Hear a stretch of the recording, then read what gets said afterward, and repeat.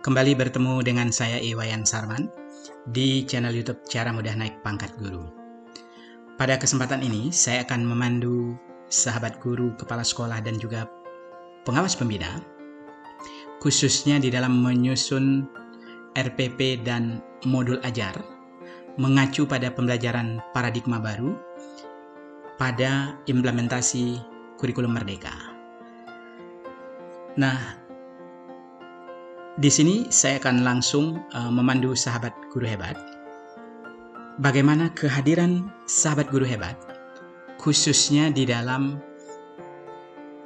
pembelajaran paradigma baru, fokus kepada 4 aspek yang tentunya menjadi konsen sahabat guru hebat, sehingga bagaimana yang pertama itu adalah menciptakan pembelajaran yang menyenangkan, kemudian bagaimana melibatkan siswa selama pembelajaran, dan juga memberikan pengalaman pembelajaran melalui aktivitas yang dilakukan oleh siswa ketika pembelajaran sedang berlangsung dan juga setelah pembelajaran berakhir tentunya. Dilanjutkan dengan aspek penting berikutnya yang keempat itu adalah bagaimana keberanian murid atau siswa setelah menyelesaikan pembelajaran, mulai dari bagaimana memberikan waktu yang cukup untuk siswa belajar mandiri, kemudian dilanjutkan dengan siswa melakukan aktivitas selama pembelajaran sesuai kesiapan dan kemampuan yang dimiliki tentunya, dan di ujung semua itu adalah bagaimana siswa berani mengemukakan ide atau pendapat selama pembelajaran. Nah, oleh sebab itu, di dalam tahapan memberikan pengalaman kepada siswa, maka aktivitas yang dilakukan oleh siswa selama pembelajaran ini menunjukkan peran dan keterlibatannya, sehingga apa yang bisa dihasilkan selama pembelajaran, mulai dari siswa membuat rangkuman, siswa membuat PPT, ataupun siswa menghasilkan produk selama pembelajaran, ini merupakan aktivitas keterlibatan siswa di dalam pembelajaran. Nah, oleh sebab itu, penting sekali di dalam tahapan pembelajaran itu adalah siswa melakukan perubahan perilaku dari yang tidak mau menjadi mau, dari yang tidak mampu kemudian menjadi mampu, memiliki kompetensi dan keterampilan, sehingga didukung dengan karakter baik yang dilakukan selama pembelajaran ini menjadi sesuatu yang penting.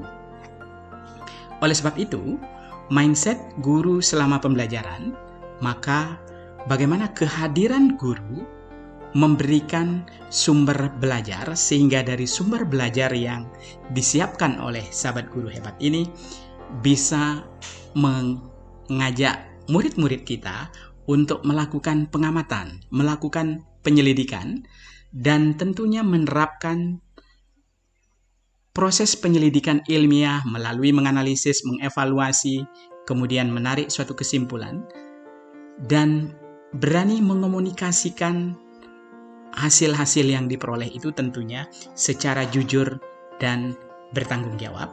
Maka di sekolah sudah mulai terjadi perubahan karakter siswa dari yang tentunya belum paham menjadi lebih paham, dari tidak mau menjadi aktif di dalam pembelajaran. Ini yang tentunya keberhasilan guru membangun pemahaman murid, berangsur-angsur bagaimana kualitas pembelajaran itu menjadi penting karena guru telah meningkatkan keterlibatan siswa selama pembelajaran, sehingga berdampak kepada bagaimana mutu lulusan itu akan menjadi lebih baik. Nah, oleh sebab itu, di tahapan pertama yang akan saya pandu di sini adalah bagaimana merancang RPP, karena tentu di sekolah saat ini masih ada kelas 12, kelas 11, atau sudah ada di beberapa sekolah telah menerapkan kurikulum Merdeka itu di kelas 10 dan di kelas 11, tetapi secara singkat akan saya pandu di rancangan RPP yang mengacu pembelajaran paradigma baru. Tentu yang pertama tetap identitas sekolah itu menjadi suatu kesatuan yang sangat penting. Kemudian dilanjutkan yang kedua itu adalah bagaimana tujuan pembelajaran. Maka di tujuan pembelajaran ini saya akan pandu formatnya bagaimana menggunakan memuat komponen ABCD, Audience, Behavior, Condition, dan degree-nya. Lalu bagaimana yang kedua menggunakan tujuan pembelajaran itu adalah mengacu pada penomoran, bukan deskripsi, sehingga penting untuk memuat tujuan pembelajaran itu mengacu pada 3 aspek, kompetensi, konten, atau materi, dan juga tentunya bagaimana variasinya. Tahap selanjutnya adalah bagaimana pertanyaan pemantik ini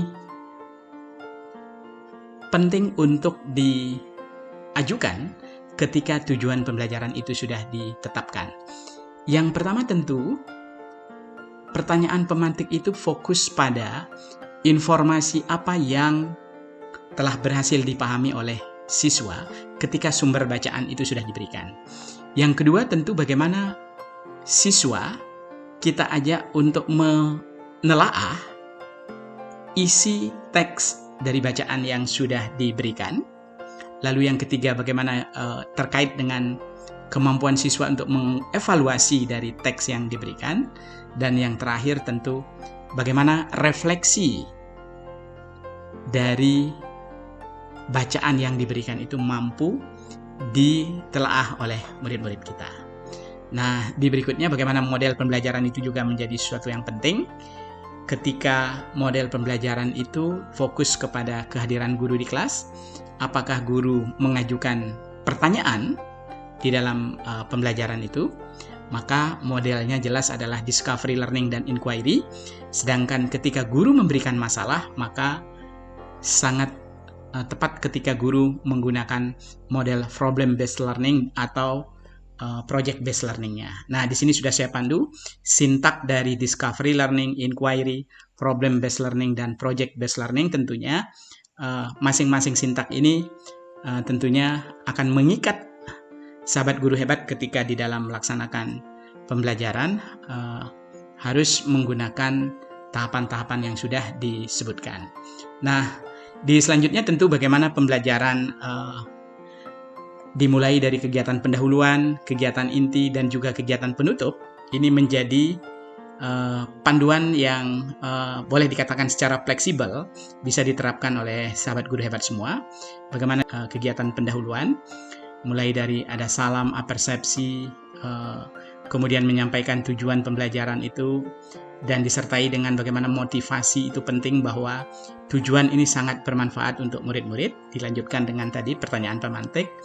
Kemudian di kegiatan inti ini tentu bagaimana sahabat guru itu untuk menahan diri untuk tidak langsung memberikan penjelasan materi ketika awal pembelajaran tujuan itu sudah disampaikan. Jadi setidak-tidaknya guru memberikan sumber belajar. Dari sumber belajar inilah mengajak siswa itu akan diberikan waktu belajar yang cukup untuk melakukan literasi dan numerasi daripada sumber bacaan yang sudah diberikan. Lalu siswa diajak berkelompok, kemudian siswa diberikan waktu tadi untuk menemukan konsep secara individu tentunya atau berkelompok, sehingga yang memang menjadi bakat dan minatnya itu akan dipahami secara lebih mendalam. Nah, lalu di model pembelajaran itu tentu menjadi sesuatu yang penting. Nah, masih di kegiatan inti, bagaimana aktivitas siswa itu menjadi sesuatu yang penting. Bagaimana siswa itu berdiskusi sesuai dengan tujuan pembelajaran, kemudian membuat rangkuman atau membuat paparan. Di samping juga ada beberapa siswa yang sudah berhasil merancang produk secara nyata. Ini juga menjadi apresiasi kepada murid-murid yang telah berhasil melakukan aktivitas pembelajaran. Kemudian di berikutnya bagaimana siswa mempresentasikan hasil kerja kelompok sampai kepada bersikap untuk memperbaiki beberapa saran yang sudah diberikan oleh kelompok lain, sampai tentu akan secara bergantian untuk merespon pertanyaan-pertanyaan yang diberikan. Fokus pengalaman siswa. Melalui belajar kelompok, siswa berbagi pengalaman, menelaah sumber bacaan tentu, dengan menggunakan format kartu literasi yang sangat penting untuk ditawarkan kepada murid-murid, dan juga bagaimana siswa berbagi inspirasi sumber bacaan yang tentunya juga akan menambah pemahaman siswa untuk terinspirasi dari sumber bacaan yang diperoleh. Nah, tentu dari pengalaman siswa ini bagaimana dia berhasil untuk membuat produk pembelajaran, baik itu berupa rangkuman, paparan, poster, ataupun banner, dan juga pamflet, ini tentu akan menjadi suatu yang penting untuk meningkatkan rasa percaya diri bagi murid-murid. Nah, kemudian di aktivitas guru, bagaimana guru memberikan penguatan konsep, sehingga tahapannya itu memberikan penjelasan itu adalah ketika siswa itu sudah melakukan presentasi, siswa sudah melakukan beberapa aktivitas, baru guru akan memberikan penguatan. Nah, tentu bagaimana guru memastikan bahwa sintak model pembelajaran yang dipilih itu sudah dilaksanakan, sampai dilanjutkan dengan guru melakukan refleksi. Tentu ini menjadi suatu yang penting terkait penggunaan media dan juga waktu siswa belajar secara mandiri, itu menjadi aspek yang penting. Nah, di sini khusus untuk modul, saya akan coba pandu sahabat guru hebat bagaimana di bahasa Indonesia secara sebaran capaian pembelajaran, bahwa pembelajaran bahasa Indonesia itu memuat 3 kompetensi bahasa. Yang pertama itu 3 kompetensi, yaitu yang pertama bahasa, mengembangkan kompetensi kebahasaan. Kemudian sastra, kemampuan memahami, mengapresiasi, menanggapi, menganalisis, dan juga mencipta karya sastra. Kemudian yang berpikir itu adalah terkait dengan bagaimana siswa itu kritis, kreatif, dan imajinatif. Nah, sedangkan dari aspek elemennya, bahasa Indonesia itu terdiri dari menyimak, membaca, dan memirsa, berbicara dan mempresentasikan, dan yang keempat itu adalah menulis. Nah, sehingga dari situ, karena di struktur kurikulumnya bahasa Indonesia itu adalah 103 kurung buka 3, itu berarti bahwa pembelajaran bahasa Indonesia itu 1 tahun itu terdiri dari 103 JP dengan pelaksanaannya 3 jam per minggu. Oleh sebab itu, karena atau aspek dari bahasa Indonesia itu ada 3, maka untuk menentukan setiap aspek itu pertemuannya 103 dibagi 3 atau aspek yang ada di dalam bahasa Indonesia, jumlah pertemuan dihitung berdasarkan aspek bahasa Indonesia itu ada 3. Yang pertama adalah bahasa, yang kedua sastra, dan yang ketiga itu adalah berpikir. Maka 103 kita bagi dengan 3, maka akan ketemu 34,33. Kemudian dibagi 3 jam per pertemuan per minggu, maka akan diperoleh masing-masing aspek di dalam bahasa Indonesia. Bahasa dilaksanakan antara 11 sampai 12 pertemuan, begitu juga di aspek sastra dan juga di aspek berpikirnya antara 11 dan 12. Nah, oleh sebab itu, acuan ini tentu secara fleksibel bisa digunakan. Secara profesional itu adalah dikembalikan kepada sahabat guru bahasa Indonesia untuk menentukan mana yang cakupan atau kedalaman dari materi, aspek bahasa, kemudian sastra, dan juga berpikir ini mendapatkan penekanan, sehingga tentu pertemuannya lebih diperbanyak. Nah, yang kedua adalah di bahasa Inggris. Maka di dalam penentuan pertemuannya itu polanya adalah 54 jam per tahun, itu kita bagi dengan 7 jenis teks yang harus diajarkan, sehingga ketemu antara 7 sampai 8 JP per aspek. Kemudian elemennya ini adalah dimuat di dalam masing-masing jenis teks yang diajarkan. Tentu outputnya adalah bagaimana kemampuan menyimak dan berbicara, kemampuan membaca dan memirsa, dan juga terakhir itu adalah kemampuan menulis dan mempresentasikan. Ini menjadi output yang penting di dalam modul ajar bahasa Inggris tentunya. Nah, kemudian di matematika itu ketika kita telaah di struktur kurikulumnya, itu terdiri dari 108 kurung buka kurung tutup 3. Ini menunjukkan jumlah JP pembelajaran intranya itu adalah 108 JP per tahun, sehingga dengan per minggunya itu adalah 3 jam.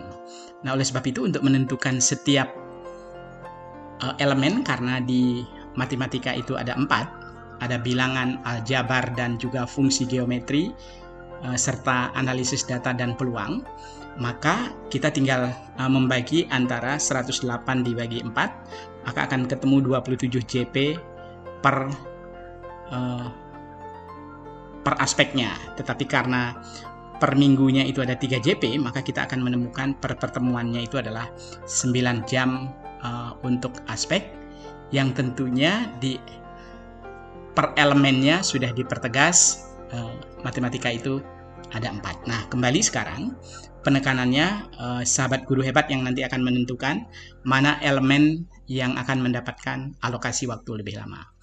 Nah, termasuk di kimia itu terakhir yang akan saya pandu itu adalah terdiri dari 8 aspek: energi alternatif, pemanasan global, sampai ke pencemaran lingkungan, nanoteknologi, bioteknologi, dan juga kimia dalam kehidupan sehari-hari, sampai ke pemanfaatan limbah dan bahan alam, pandemi akibat infeksi virus. Nah, ini tentu 8 inilah yang akan menjadi penentuan untuk menentukan pertemuannya.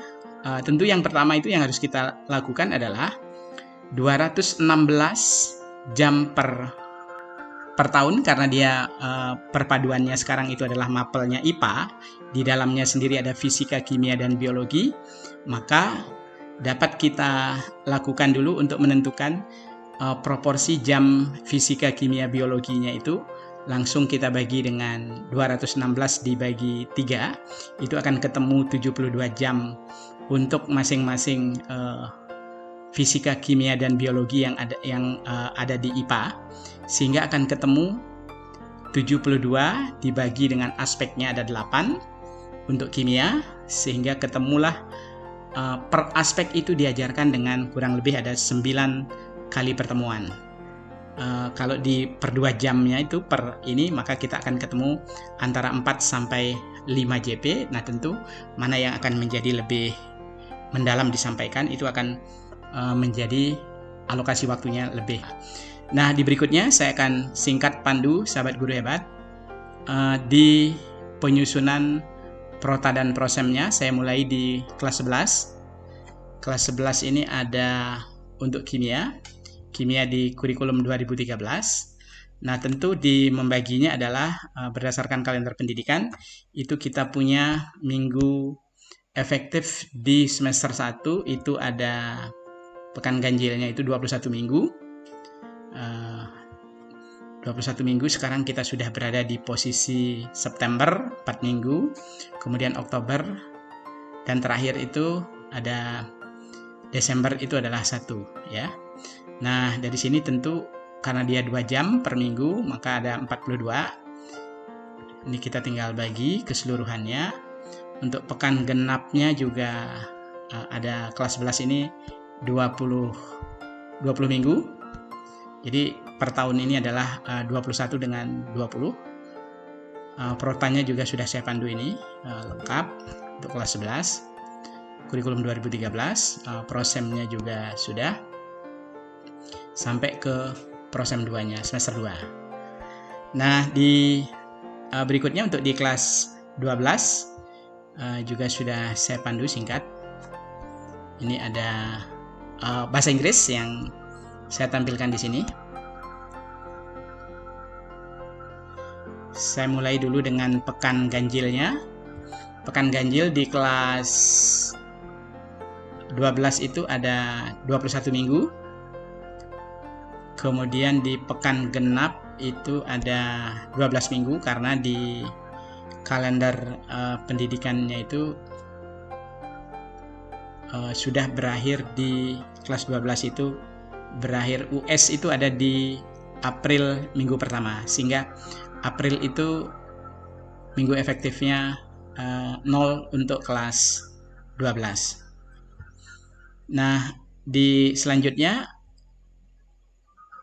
protanya juga sudah rapi di sini, sudah link semua untuk prota, dan juga prosem 1 juga sudah dipandu bagus ya, sampai kepada untuk prosem 2-nya.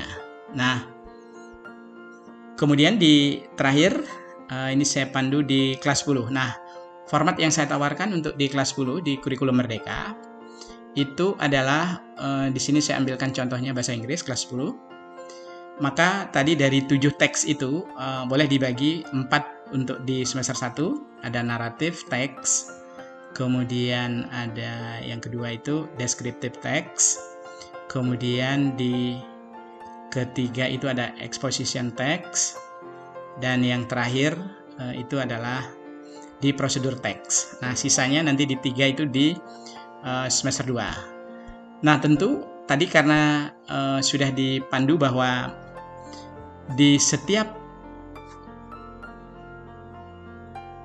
aspek itu ada elemen, ada 3 ya, mulai elemen menyimak berbicara. Nah, di sini tujuannya juga sudah langsung ada, sehingga dituliskan elemen membaca dan memirsa. Kemudian yang ketiga itu adalah elemen menulis dan mempresentasikan. Kemudian yang paling penting di terakhir setelah akhir dari masing-masing elemen itu, bagaimana siswa memiliki keterampilan reseptif, yaitu menyimak, membaca, dan memirsa, sampai kepada nanti kemampuan elemen keterampilan produktif, berbicara, menulis, dan mempresentasikan. Ini menjadi sesuatu yang penting. Nah, itu secara singkat. Di alokasi waktunya juga sudah oke. Saya pandu di kelas 10 tentunya. Nah, di tahap selanjutnya tentu bagaimana ketika prota prosemnya sudah diselesaikan, bagaimana butir soal HOTS itu juga menjadi bagian yang penting di dalam RPP. Tentu untuk membiasakan siswa-siswa menyelesaikan butir soal HOTS, bagaimana membudayakan siswa itu melakukan literasi dan numerasi, yang tentu di sini saya tawarkan adalah format kartu literasi dan berbagi sumber bacaan yang menginspirasi. Ini menjadi sesuatu yang penting. Nah, sehingga fokus di butir soal HOTS itu bagaimana pengembangan kompetensi pada elemen dan KD-nya, update pernyataan soal yang diujikan itu secara mendalam, kaitkan dengan kondisi nyata dan kekinian. Lalu jangan lupa update optionnya tentunya, dan khusus setelah literasinya dilakukan dengan baik, bagaimana siswa dibiasakan menelaah sumber bacaan, kemudian bagaimana dia mengembangkan numerasinya itu melalui daya nalar tentunya. Nah, di terakhir saya akan pandu format RPP yang tentunya di sini ada contoh dari kelas 12, identitas pertama itu mulai dari identitas sekolah. Saya ambilkan di sini KD 3.6 dan 4.6. Tampilkan dulu tujuan, setelah tujuan itu kegiatan pendahuluannya, lalu kegiatan inti. Khusus di kegiatan inti itu adalah guru memberikan penjelasan itu ada di tahapan di depan sudah saya pandu itu sekitar tahapan yang ketujuh. Jadi sekali lagi, hindari atau upayakan guru itu memberikan penjelasan setelah siswa belajar secara mandiri dan menemukan konsep, guru memastikan memberikan pendampingan pada kelompok-kelompok siswa yang memang memerlukan pendampingan. Nah, tentu di berikutnya guru mengajak siswa melakukan refleksi, ini yang paling penting setelah tentunya penilaian formatif tadi dilakukan, lalu di kegiatan penutup. Itu secara singkat, sahabat guru hebat, di bagian pertama. Mudah-mudahan membantu, menginspirasi sahabat guru hebat semuanya. Demikian sahabat guru hebat, semoga bermanfaat, salam sehat dan sukses selalu untuk kita semuanya.